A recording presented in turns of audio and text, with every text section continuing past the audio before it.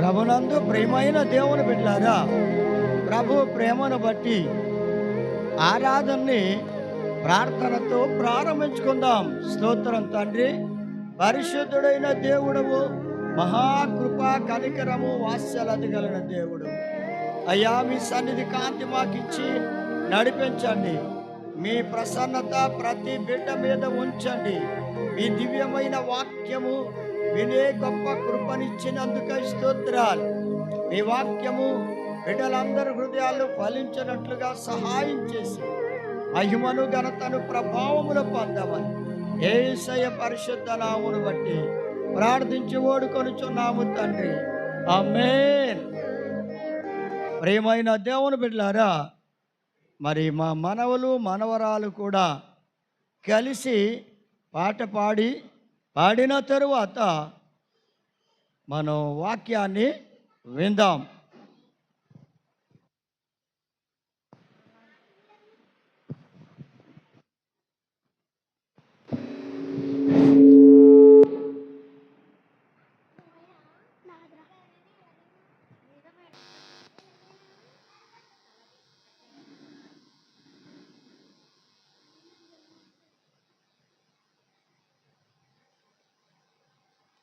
నా ప్రాణప్రియుడా, మహనీయుడా, నా యేసయ్యా నీతో ఉంటానయ్యా.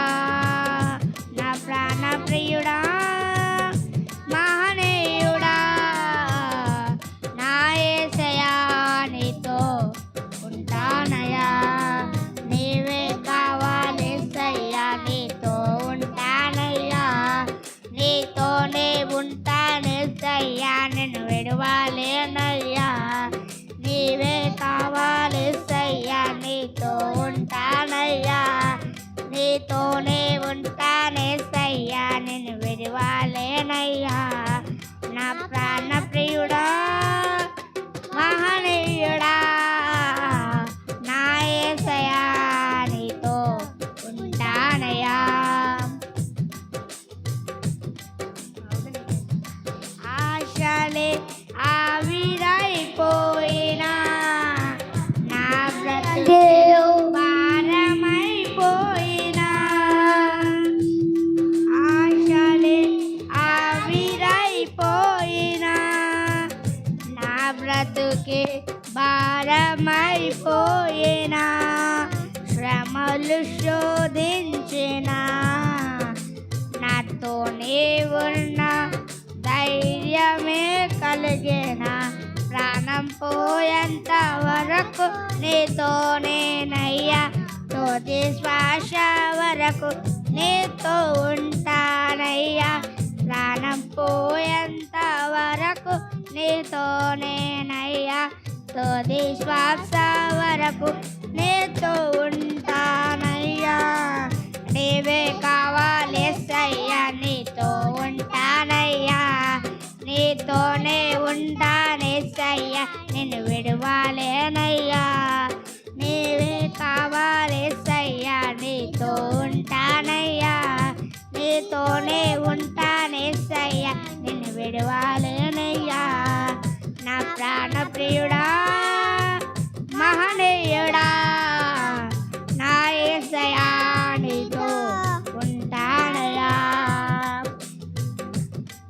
కన్నీరే సంభ్రమైపోయినా,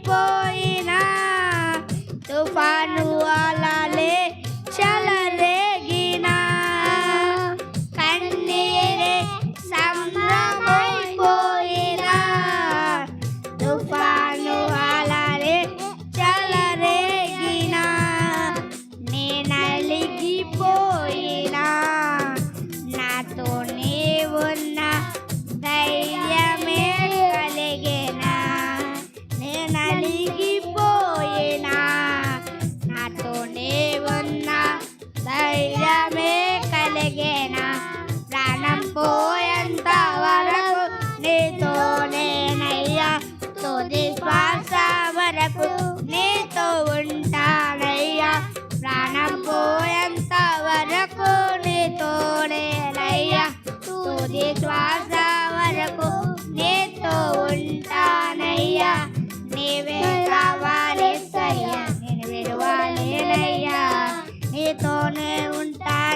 ఏసయ్యా నేను విడువాలేనయ్యా నీవే కావాలేసయ్యా నీతో ఉంటానయ్యా నీతోనే ఉంటానేసయ్యా నిన్ను విడువాలేనయ్యా నా ప్రాణ ప్రియుడా మహనీయుడా నా యేసయ్యా నీతో ఉంటానయ్యా హల్లెలూయా.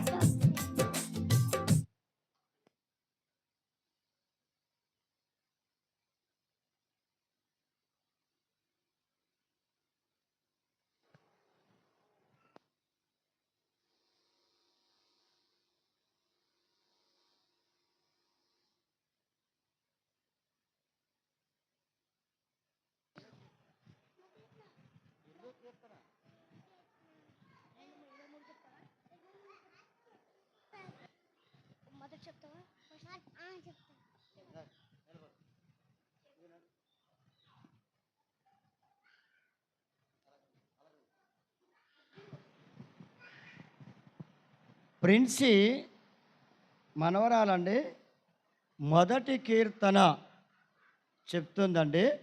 మీరు విన్న తర్వాత వాక్యాన్ని విందాం.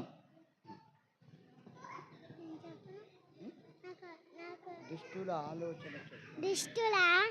ఆలోచన చెప్పున నడవక పాపులం ఆడున నిలవక అపాస్కులు కూర్చుని చాటన కూర్చుండక యెహోవా ధర్మశాస్త్రమందు ఆనందించుచు దివారాత్రము దానిని ధ్యానించి వారు ధన్యులు. వారు అతడు నీటి కలవాయి యోరను ఆత్మరాయి ఆకు వాడక తన కాలమందు ఫలమిచ్చు చెట్టు వలె ఉన్నను. అతడు చేయనని అంటారు సఫలమగును దుష్టులను అలాగను ఉండగా గాలి చేయ కొట్టు వలె ఉండును. కాబట్టి మనుషులు దుష్టులను నీతిమంతుల సభలు పాపులను నిలవలు. నీతిమంతుల మార్గము యెహోవాకు తెలియను దుష్టుల మార్గము నాశనం నాకు నడుపును. ఆమేన్. దేవునికి స్తోత్రం. ప్రభునందు ప్రియమైన దేవుని బిడ్డలారా, ఇంతవరకు మనం పాట ద్వారా దేవుని వాక్యం కీర్తన మొదటి కీర్తన మరి ప్రిన్సి చెప్పడం మనం విన్నాం. ఇక దేవుని వాక్యాన్ని విందాం, జాగ్రత్తగా ఆలకించండి.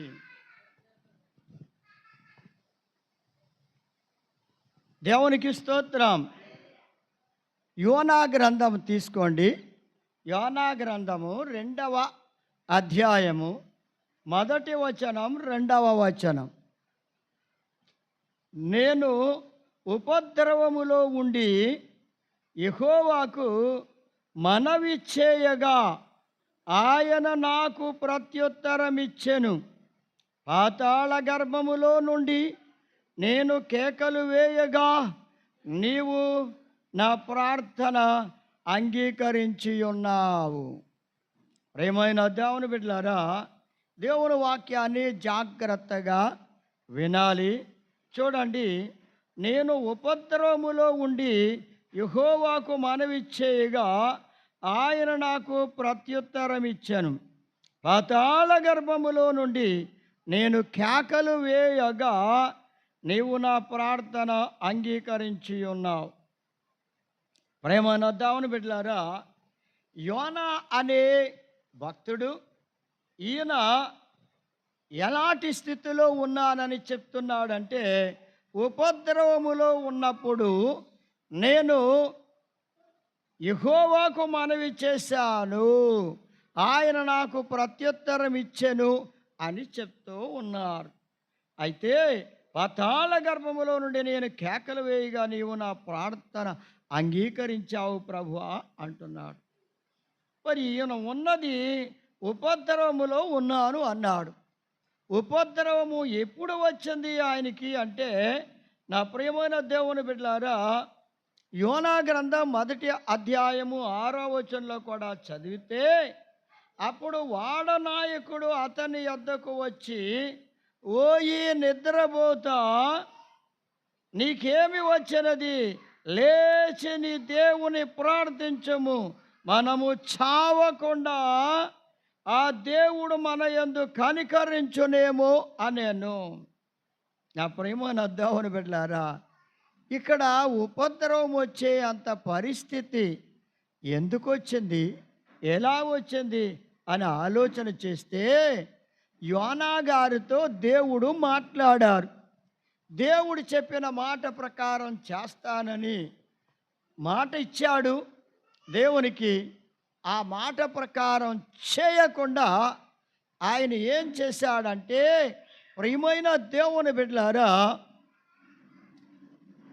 నినివే పట్టణానికి వెళ్ళవలసిన యోనా గారు తర్షీషు అనే పట్టణానికి వెళ్ళి వాడను ఎక్కి వెళ్ళిపోవాలనుకున్నాడు, ఎక్కేశాడు. అయితే ఏం జరిగిందయ్యా అంటే, వాడ ఆ సముద్రం మీద తుఫాను చెలరేగింది. అంటే యోనా గ్రంథం 1వ అధ్యాయం 4వ వచనంలో ఉన్నట్లుగా, యెహోవా సముద్రములో పెద్ద గాలిని పుట్టించగా సముద్రమునందు గొప్ప తుఫాను రేగి వాడ బద్దలైపోయే గతి వచ్చాను. ఏ గతి వచ్చిందంట? వాడకి బద్దలైపోయే గతి వచ్చింది. ప్రేమైన దేవుని బిడ్డలారా, అసలే వాడకి గతి రాదు. యోనా ఆ వాడను ఎక్కవలసిన పని లేదు, వాన ఎక్కకూడదు. నినివే పట్టణానికి వెళ్ళి వాడనెక్కాలి. కానీ ఇతను తర్షీషు పట్టణానికి వెళ్ళి వాడెక్కాడండి. అందుకు ఆ వాడకి బద్దలైపోయే గతి వచ్చింది. తుఫాను బలంగా వచ్చింది. మరి దేవుని బిడ్డలు దేవుని మాట వినకుండా, నా ప్రియమైన దేవుని బిడ్డలారా, దేవుణ్ణి మర్చిపోయి దేవుని మాట వినకపోతే అలాంటి పరిస్థితి అక్కడ కలిగింది.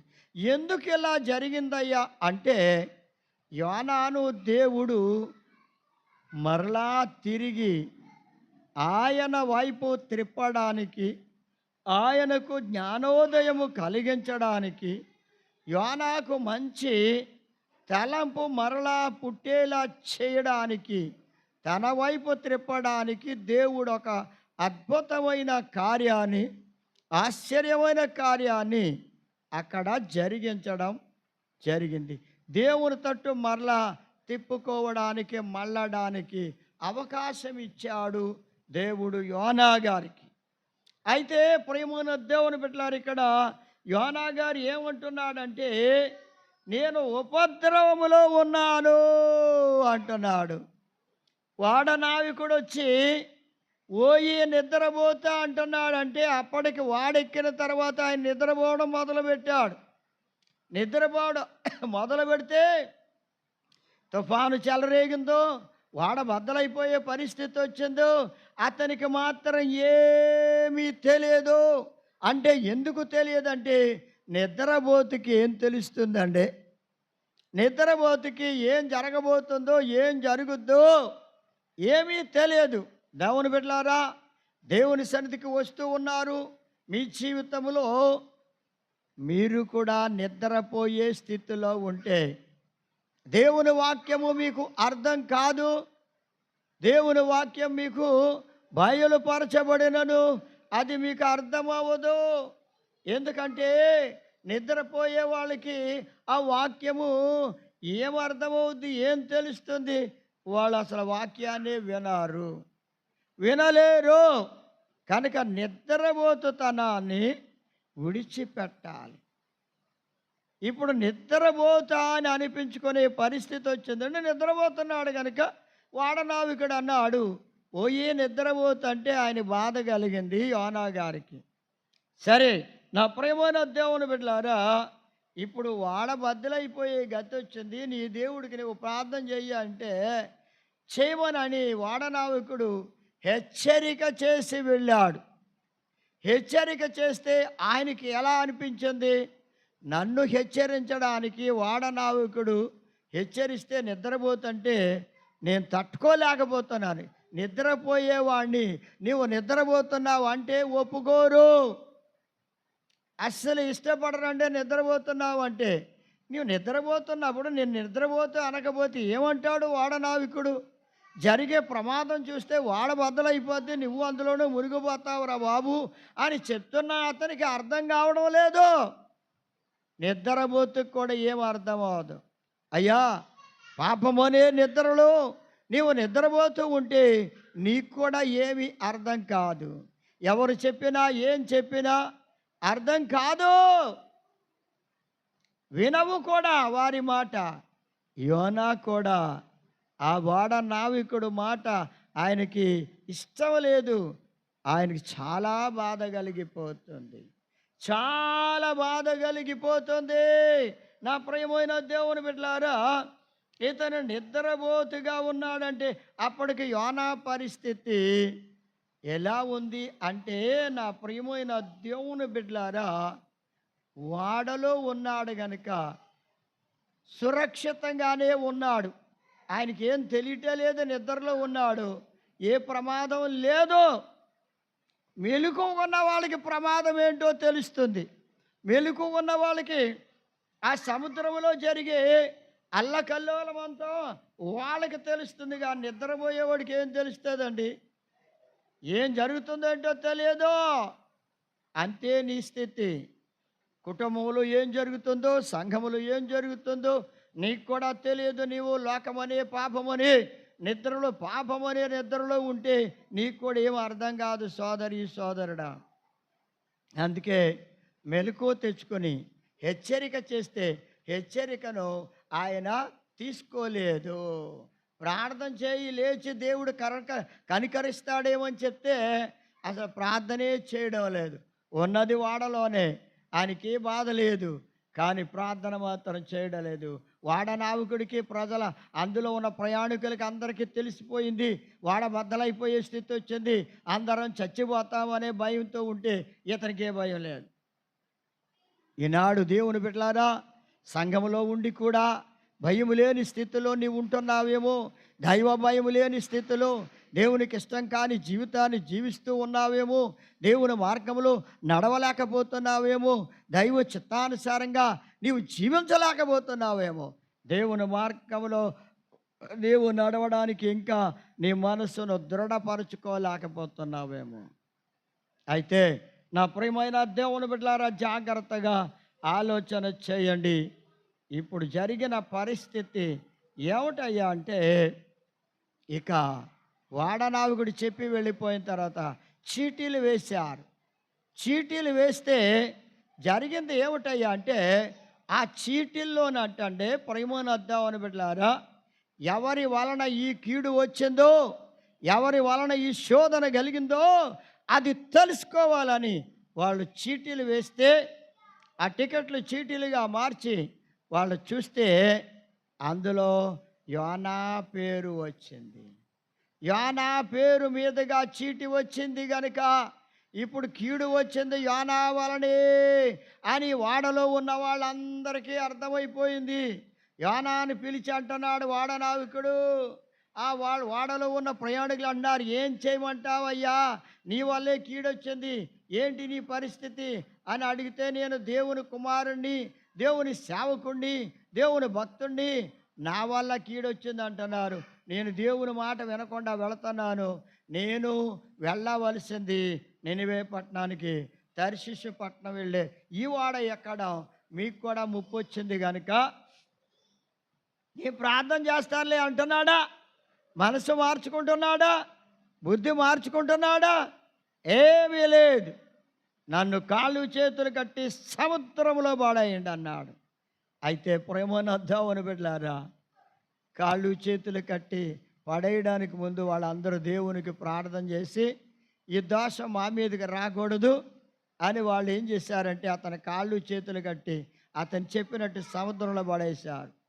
వెంటనే దేవుడు అతని కోసం ఒక తిమింగలాన్ని సిద్ధం చేసి ఉంచాడు. వాడ ప్రక్కనే వస్తుంది తిమింగలం.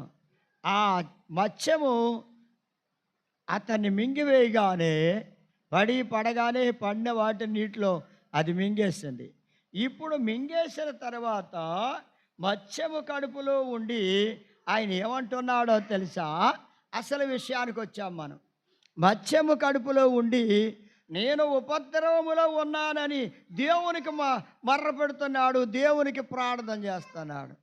అయ్యా, వాడలో ఉన్నంతసేపు ప్రార్థన చేయలేదు.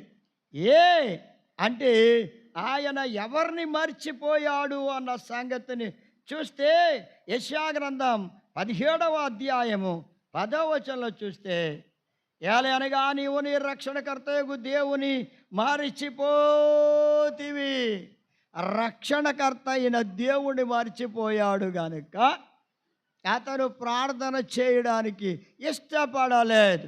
దేవుని బిడ్డలారా, మీరు కూడా దేవుణ్ణి మర్చిపోతే, మీరు సంఘానికి వస్తూ దేవుని సన్నిధికి వస్తూ వెళుతూ ఉన్నా కానీ దేవుడు నిన్ను రక్షించిన వాడని, నీ రక్షణకర్త అన్న మాట నీవు మర్చిపోతే, ఆయన్ని ఆ రక్షణకర్తనే మర్చిపోతే ఇక ప్రార్థన యోనా వలె నీవు కూడా ప్రార్థన చేయవు.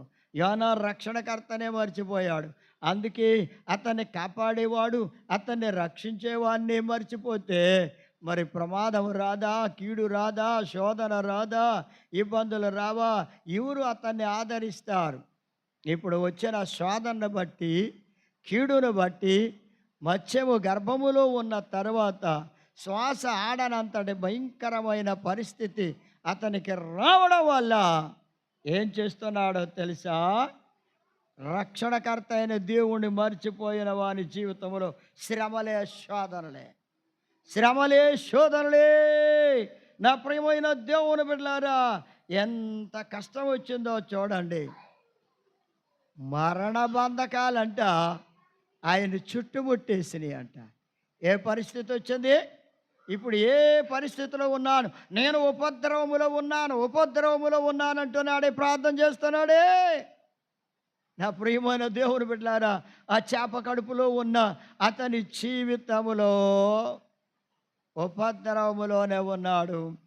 ఇప్పుడు అంటున్నాడు, నేను దేవుణ్ణి మర్చిపోయాను, ఇంతవరకు నేను దేవుణ్ణి మర్చిపోయాను. వాడలో ఉన్నంతసేపు దేవుణ్ణి మర్చిపోయాను. చేప గర్భంలోనికి వచ్చిన తర్వాత కష్టాలు ప్రారంభమయ్యాయి, శోధనలు ప్రారంభమయ్యాయి, బాధ ప్రారంభమైంది, మరి శ్రమ ప్రారంభమైంది. మరణ పాశాలు అతన్ని చుట్టివేశాయి గనుక అతను ఏం చేస్తున్నాడో తెలుసా? యెషయా గ్రంథం 28వ అధ్యాయం 22వ వచనంలో చూస్తే, మీ బంధకములు మరీ బిగింపబడకుండానట్లు పరిహాసకులయే ఉండకూడే. వాడలో ఉన్నప్పుడు వాడ నావికుడు చెప్తే అన్నాడు, నేను చేయాలని మనసు లేదనుకున్నాడు. హాస్యం చేసినట్టు ఉంది అతని పని, పరిహాసం చేసినట్టు వాడ నావికుడు నన్ను అంటాడా అని అతన్ని పరిహాసం చేయాలన్నట్టుగా ఉండిపోయాడు. అతను చెప్పిన మాట ప్రకారం ప్రార్థన కూడా తన దేవునికి చేయలేదా? అంటే అతను ఏ స్థితిలో ఉన్నాడు అంటే, ఇప్పుడు మాత్రం బంధకాలు, మరణ బంధకాలు అతన్ని చుట్టుకున్నాయి. అవి మరీ ఎక్కువ బిగిసిపోకుండా, బిగింపబడకుండానట్లు ఇప్పుడు ఏం చేయాలి? పరిహాసం మానేసి, నన్ను నువ్వు అంటావా, ఎవరు నన్ను అనడానికి సరిపోరు, నేను ఎంతో భక్తిపరుణ్ణి, నన్ను మీరు అంటారా అని పరిహాసం చేయకూడదు. ఎవరిని హేళన చేసేలా ఉండకూడదు. నువ్వే స్థితిలో ఉండవలసిన వాడు ఏ స్థితికి వచ్చావు? నీ రక్షణకర్తనే మర్చిపోయావు, నిన్ను రక్షించిన దేవుణ్ణి నీవు మర్చిపోయావు అంటే, సోదరుడా, నీవు ఏ స్థితిలో ఉన్నావు? ఒకసారి నిన్ను గురించి నీవు ఆలోచన చేసుకో. ఇప్పుడు యోనా పరిస్థితి మరణ బంధకముల చేత బిగింపబడకుండానట్లు ఉండాలంటే ఇప్పుడు ఏం చేయాలంట? బంధకాలు అంటే మరణ బంధకాలు, అతనికి కట్లు బాగా గట్టిగా కట్టబడిపోయినట్లుగా మరణపు కట్లు, మరణ బంధకాలు ఎక్కువైపోయినాయి. అందుకని ఇప్పుడు కష్టాలు, శోధనలు ఎక్కువైపోయినాయి. అవి ఎక్కువ అవ్వకుండా ఉండాలంటే ఇప్పుడు ఏం చేయాలి? ఆ కష్టాల్లోనూ, ఆ బాధల్లోనూ, ఆ శ్రమల్లోనూ, ఆ మరణ బంధకాల్లో తగ్గించుకుంటున్నాడంటండి. ఏం చేస్తున్నాడు? అది ఎవరు తగ్గించుకుంటారో కష్టాలు వచ్చినప్పుడు, శోధనలు వచ్చినప్పుడు ప్రార్థన మొదలుపెట్టాడు. కష్టాలు, బాధలు, శోధనలు వచ్చిన తర్వాత ప్రార్థన మొదలుపెట్టాడు. సుఖంగా పండుకొని నిద్రపోయినప్పుడు మాత్రం వాడలో ఉన్నప్పుడు ప్రార్థన చేయమంటే చేయలేదు. అవును, నీ జీవితంలో నీవు కూడా ప్రార్థన చేయండి చేయండి అని చెప్పిన వాడనావికుడు చెప్పినట్లుగా దేవుని దాసుడు చెప్తూ ఉన్నా ప్రార్థన చేయలేకపోతున్నావేమో సోదరి సోదరుడా. యోనాలా నిద్రపోతున్నావేమో, యోనాలా బలహీనంగా ఉన్నావేమో, యోనాలా దేవునికి దూరంగా ఉన్నావేమో, దేవుడు మర్చిపోయిన స్థితిలో ఉన్నావేమో, నిన్ను రక్షించిన రక్షణకర్తను మర్చిపోయిన స్థితిలో ఉన్నావేమో. చేప గర్భములో ఉన్నప్పుడు మరణ బంధకాలు చుట్టుముట్టిన తర్వాత ఇప్పుడు ప్రార్థన మొదలుపెట్టాడు. ఎవరు చెప్పారు చేయమని? ఎవరైనా చెప్పారు? ఇప్పుడు ఇక్కడ చెప్పేవాళ్ళు ఉన్నారా? మరి నీ కష్టాలు వచ్చినప్పుడు నిన్ను ఎవరు ఆదరిస్తారు? ఎవరు ఓదారుస్తారు? అలాంటి స్థితి రాకముందే నీవు జాగ్రత్త పడాలి. దేవుని సంగమా, దేవుని బిడ్డలారా, మీరు జాగ్రత్త పడాలి. మరణ బంధకములు అతన్ని బంధించిన తర్వాత ఆ బాధలలో, శ్రమలలో, శోధనలో తగ్గించుకున్నాడంటే. తగ్గించుకొనకుండా చస్తే చేస్తాను, నాకేం పర్వాలేదులే అనలేదా? భయం వచ్చింది. ఇప్పుడు తగ్గించుకుంటున్నాడు. అయ్యయ్యో, నేను దేవుని బిడ్డను అయ్యుండి నాకెంత కష్టం వచ్చింది అయ్యో అని ఆయన ఏం చేస్తున్నాడు తెలుసా? తగ్గించుకుంటున్నాడు. ఇప్పుడు యోనాలో వచ్చిన మొదటి అంశం ఏమిటంటే తగ్గింపు వచ్చింది. కష్టం వచ్చిన తర్వాత ఎలా తగ్గించుకోవాలో, ప్రార్థన చెయ్యాలో అది అతనికి అర్థమైంది. తగ్గింపుతో తగ్గించుకొని ప్రార్థన మొదలుపెట్టాడు. తగ్గించుకొని ప్రార్థన చేస్తున్నాడు. అలా చేయకపోతే అతని మరణ బంధకాలు మరీ ఎక్కువగా బిగించబడి అతను మరణమైపోనండి. ప్రేమైన దేవుని బిడ్డలారా, అలా జరగకుండా ఉండాలంటే అతను తగ్గించుకొని ప్రార్థన చేయడం మొదలుపెట్టాడు. ఎప్పుడైతే తగ్గించుకొని ప్రార్థన చేయడం మొదలుపెట్టాడో, దేవుని బిడ్డలారా, దేవుడు ఏం చేశాడంట? నేను ఉపద్రవములో ఉండి యెహోవాకు మనవి చేయగా ఆయన నాకు ప్రత్యుత్తరం ఇచ్చాను అన్నాడు. నిజంగా దేవుడు ఏం చేస్తున్నాడంటే అతనికి సహాయం చేయడానికి దేవుడు కృప చూపుతున్నాడంటండి. అతనిలో తగ్గింపు రాకపోతే, లోబడి ప్రార్థన చేయకపోతే, అతను గర్విస్తే, అతిశయిస్తే, చావైనా చస్తానులే నేను మాత్రం ప్రార్థన చేయనని అతను కనుక తిరుగుబాటు చేస్తుంటే మరణం అతను చుట్టుముట్టిన ఆ మరణం అతన్ని నాశనానికి తీసుకొని పోయేదే. అయితే ఇతను ఎప్పుడైతే తగ్గించుకున్నాడో అతని మనవిని దేవుడు ఆలకిస్తూ ఉన్నాడు. నీవు కష్టంలో ఉన్నప్పుడు, శోధనలో ఉన్నప్పుడు, వ్యాధిలో ఉన్నప్పుడు, బాధలో ఉన్నప్పుడు గర్వించొద్దు, అతిశయించొద్దు, నీవు తిరుగుబాటు చేయొద్దు. ఈ జబ్బు ఇంకా తగ్గదు, ఆయన తగ్గించడు, నాకెందుకులే, నేను చస్తే చేస్తాను అని దేవుని మీద తిరుగుబాటు చేయకో. ఈ కష్టం వచ్చింది, ఆయన విడిపించడు, నేను ఇంతే ఇలా కష్టంలో చావడమే నాకు అని అనుకుంటే నిజంగా ఆ చావు అనేది నువ్వే కోరుకున్నట్టు అవుద్ది. జాగ్రత్త. తగ్గించుకొని, ప్రభువా నన్ను క్షమించయ్యా, ఈ కష్టాన్ని నుంచి విడిపించయ్యా, ఈ శోధ నుంచి విడిపించయ్యా, ఈ వ్యాధి నుంచి విడిపించు ప్రభువా అని నీవు దేవుని సన్నిధిలో నిన్ను నీవు తగ్గించుకొని బ్రతిమలాడి మనవి చేస్తే నీ మనవి ఆలకిస్తాడు. మర్చిపోకుండా యోనా మనవి ఆలకించిన దేవుడు నీ మనవి కూడా ఆలకిస్తాడు. ఇప్పుడు చూడండి యోనా జీవితం ఎలా ఉందంటే, యోబు గ్రంథం 5వ అధ్యాయం 7వ వచనంలో చూస్తే, నిప్పురవ్వలు పైకి ఎగురునట్లు నరులు శ్రమానుభవమునకే పుట్టుచున్నారు. నరులు ఎందుకు పుడుతున్నారంట? శ్రమానుభవమునకే పుట్టుచూ ఉన్నారు.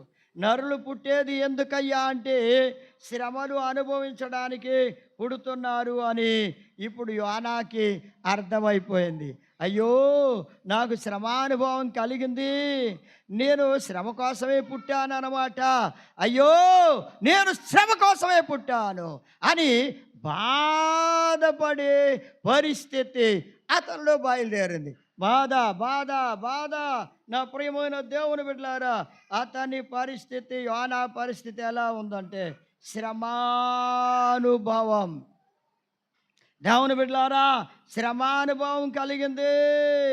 శ్రమ కోసమే పుడుతున్నారు మనుషులు భూమి మీద అని అతనికి అర్థమైపోయింది. అయ్యో నేను శ్రమానుభవం పొందుతున్నాను, శ్రమనే పొందుతున్నాను, ఈ అనుభవం నాకు కూడా కలిగిపోయింది. మనుషులు అందుకే పుడుతున్నారనమాట. నిప్పురవ్వలు పైకి ఎగురునట్లుగా.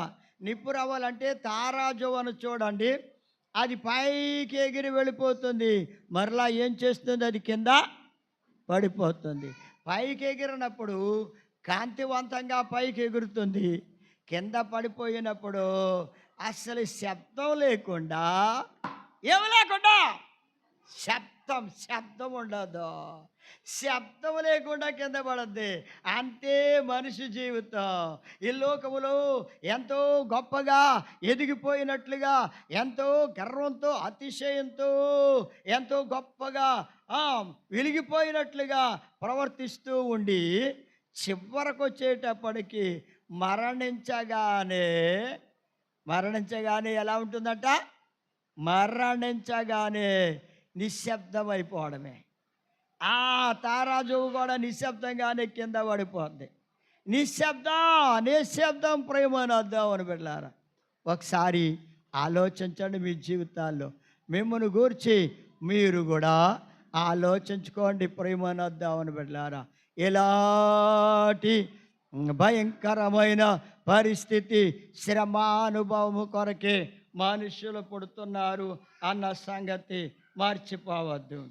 అంతేకాదు, యోబు గ్రంథం 7వ అధ్యాయం 1వ వచనంలో చూస్తే, భూమి మీద నరుల కాలము యుద్ధ కాలము కాదా, వారి దినములు కూలివాని దినముల వంటివి కావా. ఇప్పుడు యోనా పరిస్థితి ఎలా ఉందంటే, అతని దినములు, అతని రోజులు ఎన్ని రోజులండి, ఆ చేప గర్భములో 3 రోజులు ఉన్నాడు కనుక యోనా యొక్క రోజులంట 3 రోజులు 3 సంవత్సరాలు గడిచినవా అన్నంత బాధ, అన్నంత శ్రమ, అన్నంత దుఃఖం, అన్నంత బాధ అనుభవించే పరిస్థితి. ఇతనికి పోరాటం వచ్చిందట. ఇప్పుడు దేంతో పోరాడుతున్నాడు, మరణముతో పోరాడుతూ ఉన్నాడు. ఆ చేప గర్భములో మరణంతో పోరాడుతున్నాడు. ఇక నేను చచ్చిపోయే పరిస్థితి వచ్చింది, యుద్ధకాలంలా ఉంది, నేను పోరాడుతూనే ఉన్నాను, అయ్యో నా పోరాటం అంతా భయంకరంగా ఉంది, ఈ పోరాటంలో మరణంతోనే పోరాడుతున్నాను, నేను చచ్చిపోయే రోజులు వచ్చినాయి, ఇక చచ్చిపోయే సమయం వచ్చేసింది అని యోనా యుద్ధకాలంలా ఉంది నా బ్రతుకని మరణంతో పోరాడడం మొదలుపెట్టాడు. నా ప్రియమైన దేవుని బిడ్డలారా, ఇలాంటి పరిస్థితుల్లో కూడా మీరు దేవుణ్ణి జ్ఞాపకం చేసుకొని యోనా వలె ఉపద్రవములో ఉండి ఆయన ఎలా ప్రార్థన చేస్తున్నాడు, మనవి చేస్తున్నాడు, అలా మీరు కూడా మనవి చేస్తే, మీరు ఏ కష్టంలో ఉన్నా సరే, మీరు ఏ ఇబ్బందిలో ఉన్నా సరే, దేవుడు మిమ్మల్ని విడిపిస్తాడు, శోధన నుంచి తప్పిస్తాడు, కీడు నుండి తప్పిస్తాడు, శ్రమ నుండి తప్పిస్తాడు, మరణం నుంచి విడిపిస్తాడు. అద్భుతమైన దేవుడు, ఆశ్చర్యకరమైన దేవుడు, యోనా మనవి ఆలకించిన దేవుడు. అయితే యోనా ఏం చేస్తున్నాడో తెలుసా ప్రియమైన దేవుని బిడ్డలారా, అనుకుంటున్నాడు, ఇక అయిపోయింది నా చరిత్ర, నేను ఇక మరణించడానికి సిద్ధంగా ఉన్నానని ఆయన బాధపడుతున్నాడు. చూడండి, యోబు గ్రంథం 16వ అధ్యాయం 22వ వచనంలో ఉన్నట్టుగా ఏమనుందో తెలుసా, తిరిగి రాని మార్గమున నేను వెళ్ళిపోతున్నాను, తిరిగి రాని మార్గమున నేను వెళ్ళిపోయేలా ఉన్నాను, ఇక తిరిగి రాని మార్గంలో వెళ్ళిపోతున్నాను. అయ్యో, మరణం ఆసన్నమైపోయింది, ఇక నేను వెళ్ళిపోయే రోజు వచ్చేసింది. తిరిగి రాని మార్గం. మళ్ళీ వెళ్ళిపోయినాడు మళ్ళీ తిరిగి రాడు, చచ్చిపోయిన వాడు తిరిగి బ్రతకడు. అందుకని ఇలాంటి రోజు నాకు వచ్చేసిందని, నా దినము వచ్చేసింది, నా రోజులు అని ఆయన బాధపడిపోతున్నాడు. ఏం చేస్తున్నాడో తెలుసా? భయంతో, మరణ భయంతో ఆయన కృంగిపోతున్నాడు. మరణ భయంతో కృంగిపోతున్నాడు. సోదరి సోదరులారా, మరి మరణ కాలం వచ్చినప్పుడు నీవు కూడా మరణ భయంతో కృంగిపోతున్నావేమో. ప్రభువు నీకున్నాడు, నిన్ను ఆదరిస్తాడు, నిన్ను విడిపిస్తాడు. అటువంటి గొప్ప దేవుడు నీకున్నాడన్న ఆలోచన, ధైర్యం నీకు కలగాలంటే నా ప్రియమైన దేవుని బిడ్డలారా, కృంగిపోవద్దు. ప్రభుని ఆశ్రయించు. అద్భుత రీతిగా, ఆశ్చర్య రీతిగా నా ప్రియమైన దేవుని బిడ్డలారా, దేవుణ్ణి ఆశ్రయించిన యోనావలే మీరేం చేయాలి? దేవుణ్ణి ఆశ్రయించండి. మనవి చేశాడు. ఉపద్రవములో ఉండి, మరణ దశలో ఉండి కూడా దేవునికి మర్ర పెడుతున్నాడు. ఇక్కడ ఆ చేప గర్భంలో ఉండంటండి యోనా గారు ఏం చేస్తున్నాడో తెలుసా? అతని రోజుల్ని, జరిగిపోయిన రోజుల్ని, పూర్వకాలాన్ని, తొల్లిడి దినాల్ని అవన్నీ జ్ఞాపకాలు చేసుకుంటున్నాడు. జ్ఞాపకం కూడా వచ్చేస్తుందంట. మరణం అయిపోయే దశ వచ్చేసింది నాకు, నేను తిరిగి రాని మార్గమున వెళ్ళిపోయేలా ఉన్నాను అని అనుకుంటూ ఏం చేస్తున్నాడో చూడండి నా ప్రియమైన దేవుని బిడ్డలారా. 77వ కీర్తన 5-6 వచనాలు చూస్తే, తొల్లిటి దినములు, పూర్వకాల సంవత్సరములు జ్ఞాపకం చేసుకొనుట. తొల్లిటి దినాల్ని, పూర్వకాల సంవత్సరాల్ని జ్ఞాపకం చేసుకుంటున్నాడు అంటండి. అయ్యా, నా పూర్వ దినాల్లో, తొల్లిటి దినాల్లో, యేసు ప్రభుని నమ్ముకున్న దినాల్లో, ఆయన కొరకు నమ్మకంగా జీవించిన, భక్తిగా జీవించిన రోజులు ఎంత బాగున్నాయి. ఆనాడు నా ఆత్మీయ జీవితం ఎంత బాగుందో, ఎంత ఉన్నతమైన స్థితిలో ఉన్నాను, ఎంత విశ్వాసంతో ఉన్నాను, ఎంత భక్తి జీవితంలో ఉన్నాను, ఎంత ఆత్మీయ జీవితంలో ఎదిగానో. కానీ ఈరోజు ఎలా ఉంది నా బ్రతుకు అంటే, నిజంగా దేవుణ్ణి జ్ఞాపకం చేసుకోలేక నశించిపోయే స్థితికి వచ్చేసాను. ఇప్పుడు ప్రభుని జ్ఞాపకం చేసుకుని ఉపద్రవములో జ్ఞాపకం చేసుకుంటున్నాను.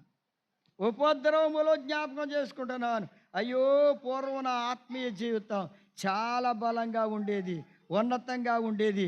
కానీ ఇప్పుడైతే నేను ఏం చేయాలో తోచని స్థితి వచ్చిందని.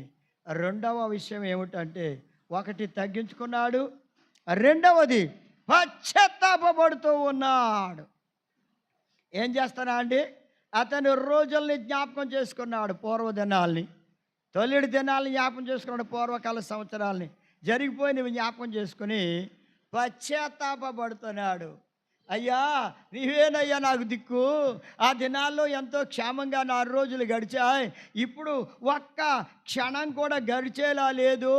నేను మరణంతో పోరాడుతూ కొట్టుమిట్టాడుతూ ఉన్నాను, మరణంతో పోరాడుతున్నాను. ఇక నాకు ఏం జరగబోతుందో, ఏం జరుగుద్దో నాకే తెలియకుండా ఉందయ్యా, నన్ను క్షమించయ్యా. నేను మీ మాట వినలేదయ్యా, మీ ఇష్ట ప్రకారం చేయలేదయ్యా, మీ మాటకు లోబడలేదయ్యా అని కన్నీళ్లు కార్చి పశ్చాత్తాపడుతున్నాడు. తన తిరుగుబాటుకు, తన లోబడని స్థితికి, తన కఠినమైన స్థితికి ఆయన పశ్చాత్తాపడుతున్నాడు. అయ్యా, నన్ను క్షమించయ్యా అని, నా దోషాన్ని క్షమించయ్యా, మీ మాట వినకపోవడమే పాపం చేశాను అని పశ్చాత్తాపడుతున్నాడు. తన జీవితంలో మరణ బంధకాలు అతను చుట్టుముట్టిన తర్వాత అవి అంతకంతకు బిగిసిపోకున్నట్లు తగ్గించుకొని ప్రార్థన చేశాడు. ఇప్పుడేం చేస్తున్నాడు? పశ్చాత్తాపడి ఒప్పుకుంటున్నాడు తన పాపాన్ని, తన దోషాన్ని ఒప్పుకుంటున్నాడు. దేవుని మాట వినకపోవడమే పాపం, అందుకే అతను ఒప్పుకుంటున్నాడు. మరి నీవు దేవుని మాట వినకపోతే పాపమే, నీవు కూడా ఒప్పుకోవాల్సిందే. దేవుని సందులో ఒప్పుకొని క్షమాపణ కోరుకుంటే దేవుడు నిన్ను క్షమించి నీ కష్టాన్ని నుండి, నీ శోధన నుండి, నీ ప్రమాదం నుండి, నీ బాధల నుండి నిన్ను కూడా దేవుడు విడిపిస్తాడు. నీ దుఃఖాన్ని నుంచి విడిపిస్తాడు. పశ్చాత్తాపడ్డావు దుఃఖంతో, నీ దుఃఖాన్ని నుంచి దేవుడు నిన్ను విడిపిస్తాడు. యోనాను ఉపద్రవములో అతడు చేసిన మర్రను విని దేవుడు ఎలా అతన్ని తప్పించడానికి దేవుడు కృప చూపుతున్నాడు. అదే పరిస్థితి దేవుడు నిన్ను కూడా, నీ మనవి కూడా విని కృప చూపుతాడు. దేవునికి మహిమ తెచ్చుకునే దేవుడు గనుక దేవుని బిడ్డలారా, నీవు కూడా పశ్చాత్తాపడు. దేవుడు నీ మనవి కూడా ఆలకిస్తాడు. అయితే ఆయన అనుకుంటున్నాడు, యోబు గ్రంథం 14వ అధ్యాయం 6వ వచనంలో చూస్తే, కూలివారి వలె తమకు నియమింపబడిన పనిని వారు ముగించే వరకు, అయ్యా ఆ పని ముగించే వాళ్ళు విశ్రాంతి తీసుకునే అంత పరిస్థితికి వెళ్ళిపోయే వరకు కూడా ఉండని స్థితి నాకు వచ్చేసింది. అయ్యో యేసయ్యా అని యోనా ఏం చేస్తున్నాడంటండి, దేవా నీవు నాకు నియమించిన పని నేను చేయలేదయ్యా, అది పూర్తి చేయలేదయ్యా. నీవు నియమించిన దైవ పని, మీ పనిని నేను పూర్తి ముగించలేకపోయానయ్యా అని ఏడుస్తున్నాడండి. కూలివాడు తన పని ముగించుకుని వాడు వెళ్ళాలని చూస్తాడు.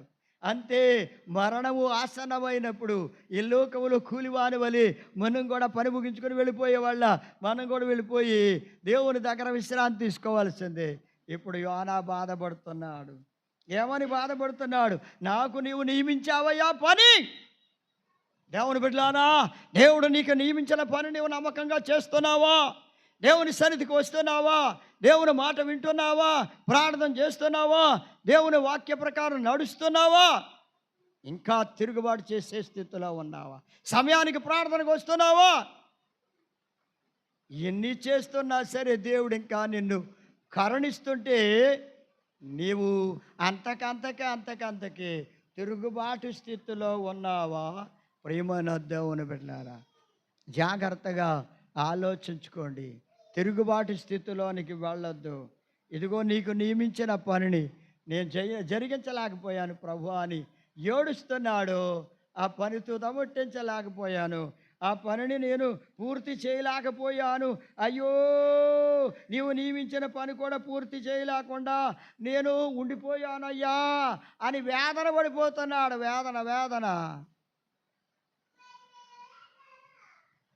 వేదన పడిపోతున్నాడు. ప్రియమైన దేవుని బిడ్డలారా, వేదన పడిపోతూ ఉన్నాడు.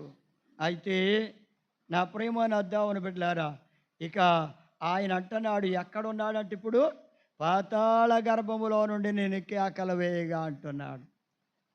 ఆ చేప గర్భములో ఉన్న అతని జీవితంలో కేకలు వేస్తున్నాడండి. నేను చచ్చిపోతున్నానని మరణపు కేకలు వేస్తున్నాడు. అలా ప్రార్థన చేస్తున్నాడంట. కేకలు పెట్టి ప్రార్థన చేస్తున్నాడు. ఎక్కడ?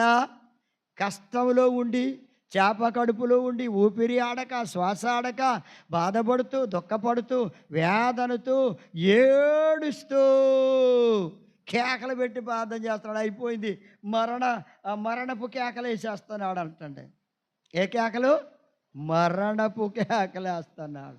జాగ్రత్త దేవుని బిడ్డలారా, నీ జీవితంలో ఒక్కసారి ఆలోచించుకొని, దేవుని బిడ్డలారా, ఆయన ఎలా కేకలు పెట్టి ప్రార్థన చేస్తే ఆ ప్రార్థన దేవుడు అంగీకరించాడు, అలా నీవు కూడా కేకలు పెట్టి కష్టం వచ్చినప్పుడు, శోధన కలిగినప్పుడు, ప్రమాదం కలిగినప్పుడు, ఇబ్బంది కలిగినప్పుడు, నీవు నీ కోసం, నీ కుటుంబం కోసం కష్టాలు, శ్రమలు, శోధనలు కలిగినప్పుడు ఇలాంటి ప్రార్థన చేస్తున్నావా? గానావలి ఇలాంటి ప్రార్థన చేస్తున్నావా? ఎందుకులే అండి, ఇంకా చచ్చిపోతే బాగుంటుందిలే అండి అనుకుంటున్నావా? ఎందుకులే అండి, ఒకసారి చచ్చిపోతే బాగుంటుందిలే అండి అని అనుకుంటున్నావేమో. యానా మాత్రం అలా తలంచలేదు. కానీ అయ్యో నేను చచ్చిపోయే స్థితిలో ఉన్నానని కేకలు పెడుతున్నాడు. కేకలు పెట్టి ప్రార్థన చేస్తున్నాడు. ఆ ప్రార్థన దేవుడు అంగీకరించాడు. నీ ప్రార్థన కూడా దేవుడు అంగీకరిస్తాడు. గుడ్డివారు కూడా కేకలు పెట్టి దేవునికి మొర్ర పెట్టారు. దేవుడు వారి మొర్ర విని వాళ్ళ కన్నులు తెరిచాడు, వాళ్ళని స్వస్థపరిచాడు. అలాగే ప్రేమను దేవుని బిడ్డలారా, పేతురు గారు కూడా నీటిలో మునిగిపోతున్నప్పుడు, సముద్రం మీద మునిగిపోతూ ఉన్నప్పుడు ఆయన కూడా కేకలు పెట్టి రక్షించమని కేకలు పెట్టాడు. కేకలు పెట్టి మనవి చేశాడు, మొర్ర పెట్టాడు. దేవుడు అతని కేకలు విని చేయి పట్టుకుని సముద్రం నుంచి పైకెత్తాడు, రక్షించాడు. అలాగే యోనాను రక్షించిన దేవుడు నిన్ను కూడా రక్షిస్తాడు. చివరికి 3 రోజుల జరగగానే నినివే పట్టణానికి ఆ చేప తీసుకొని వెళ్ళింది. మత్స్యం అక్కడ కక్కివేసింది. అంతే. యోనా, అయ్యా దేవుడు నన్ను బతికించాడని ఆ ఊర్లోనికి వెళ్ళి సాక్ష్యం చెప్పాడు. ప్రభు పని చేయలేక చచ్చిపోతున్నాను, ఆ పని కూడా ముగించలేకపోయినాడు, వేదన పడ్డాడే. కూలివాని వలే అతనికి నియమించబడిన పనిని నేను ముగించలేకపోయాను, జరిగించలేకపోయానని బాధపడిన ఆ వ్యక్తి ఇప్పుడు ఏం చేస్తున్నాడో తెలుసా? ప్రియమైన దేవుని బిడ్డలారా, ఆ ఊరిలోనికి నినివే పట్టణానికి వెళ్ళి ఒక్కరోజు దేవుని మాటల్ని చెప్పి వాళ్ళందరినీ సిద్ధపరిచాడు. దేవుని బిడ్డలారా, అలా మీరు దేవుని పరిచర్య చేయండి, దేవుని బిడ్డలుగా జీవించండి, దేవుని నామానికి మహిమ తెచ్చే బిడ్డలుగా జీవించండి. మీ కష్టాల్లో, శ్రమల్లో, బాధల్లో మీరు దేవునికి మొర్ర పెట్టి మహిమ, ఘనత, ప్రభావములు పొంది ఆ దేవునికి మీరు ప్రార్థన చేయండి. దేవుడు మీ మనవి కూడా ఉపద్రవములోను పాతాళ గర్భములోను ఉండి ఆయన మొరపెడితే యోనా మనవి ఆలకించిన దేవుడు, ప్రార్థన ఆలకించిన దేవుడు మీ ప్రార్థన ఆలకిస్తాడు. దేవుడి వాక్యం దీవించుగాక. ఆమేన్. ప్రార్థన చేద్దామండి. స్తోత్రమునైన ప్రేమగల తండ్రి, పరిశుద్ధుడైన దేవుడవు, మీ మహాప్రేమను బట్టి, కృపను బట్టి ఇంతవరకు సహాయం చేసిన తండ్రి, మీ వాక్యమని బిడ్డలు విన్నారు. వారి హృదయాల్లో మీ వాక్యాన్ని ఫలింపచేయండి. వాక్యానుసారమైన జీవితం, ఆత్మానుసారమైన బ్రతుకులు ప్రతి బిడ్డకి దయచేయండి. యోనా నాయనా వాడలో ఉన్నప్పుడు ప్రార్థన చేయలేదు, చేప గర్భంలోనికి వెళ్ళిన తర్వాత పశ్చాత్తాపంతో తగ్గించుకొని ప్రార్థన చేసిన ఆ ప్రార్థన మీరు ఆలకించారు. అలా నీ బిడ్డలు కూడా మీ సన్నిధిలో తగ్గించుకొని ప్రార్థన చేసి మీ కృపను పొందేవారిగా, మేలు పొందేవారిగా ఒక్కొక్కరిని సిద్ధం చేసి మహిమ, ఘనత, ప్రభావం పొందమని యేసయ్య పరిశుద్ధ నామమును బట్టి ప్రార్థించి వాడుకొనుచున్నాము తండ్రి. ఆమేన్. మన తండ్రి అయిన దేవుని ప్రేమ, ప్రభు అయిన యేసుక్రీస్తు వారి కృప, పరిశుద్ధాత్మ అన్యోన్య సహవాసం బిడ్డలందరికీ సదాకాలం తోడై నడిపించునుగాక. ఆమేన్.